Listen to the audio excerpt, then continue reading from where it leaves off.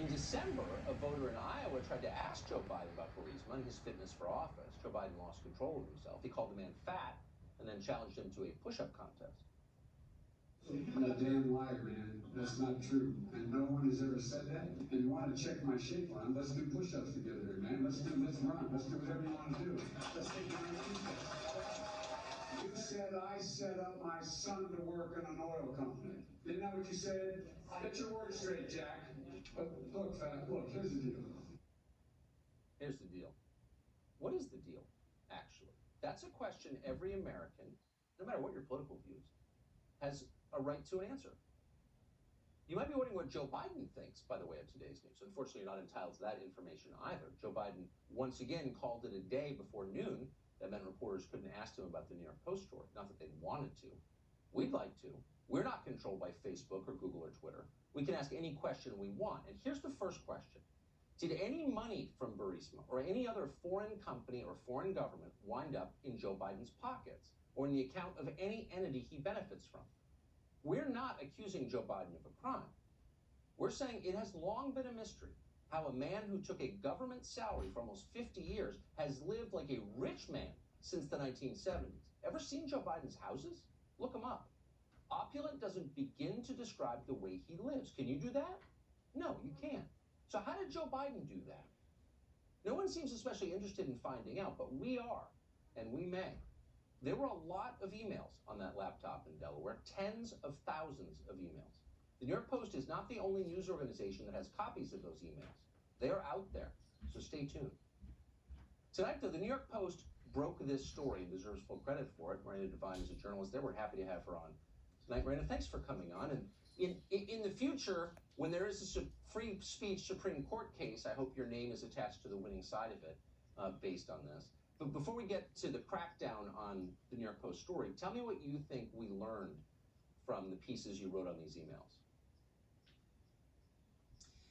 Well, this story is not conjecture. It is actually emails from Hunter Biden's laptop, and it shows evidence that, quite contrary to Joe Biden's protestations that he knows nothing about Hunter Biden's business dealings, doesn't know anything about Burisma, it actually shows a connection between Joe Biden, Hunter Biden, and a senior executive at Burisma.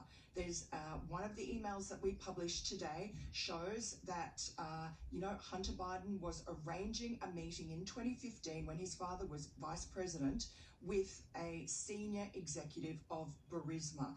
And there's another email that thanks Hunter Biden for arranging that meeting. We also have published photographs.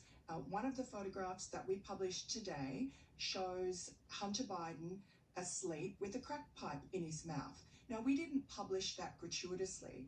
We published it as an illustration of how strange it is that these overseas companies, these foreign entities, would pay Hunter Biden millions of dollars, someone who has an admitted drug problem, and there are other photographs like that on this laptop spanning over 5 years.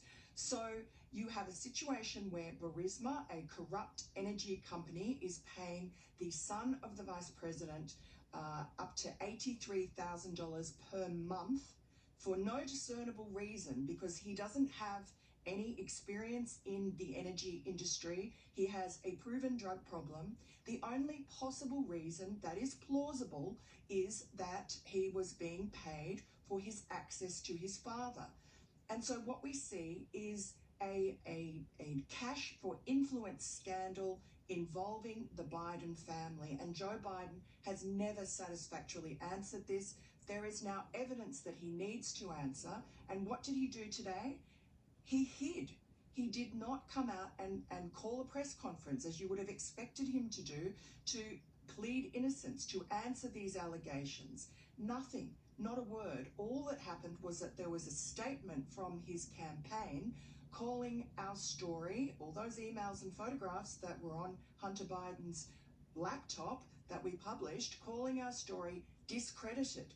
And the only actual concrete point that it made in reference to our story was to say that they had reviewed Joe Biden's official calendar for the time, and they could find no meeting on that official calendar.